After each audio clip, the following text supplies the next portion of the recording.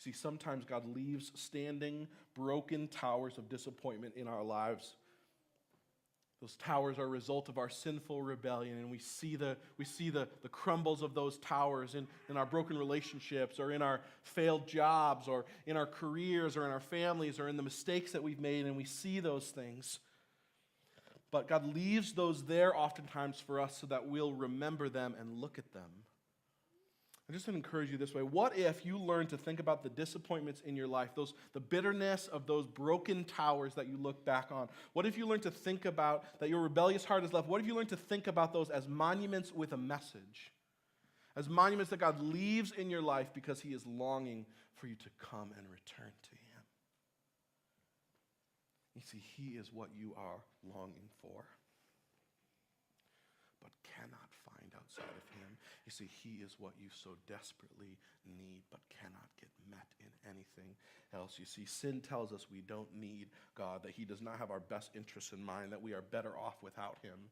But it always leaves us longing for what only God can truly give to us. You see, like the builders at Babel, we want glory. We want to be recognized. We want to be seen as significant. But the significance that we really long for is to be significant in God's eyes. You see, like the builders at Babel, we want to be safe and we want to be secure. But the security that we really need is to be secure in God's arms. You see, and at the cross, God is offering both of those things to us.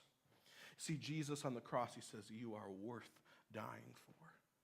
You are of immeasurable significance.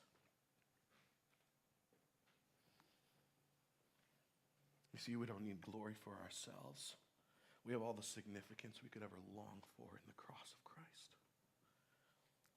And Jesus says, in me you can be secure. My sacrifice is enough. I will pay the debt that your mutinous rebellion owes. And when Jesus gave his last breath and he cried out, it is finished, it really was. Our security does not come from our performance. It comes from Jesus' performance. And on the cross, what happens is we trade places with him.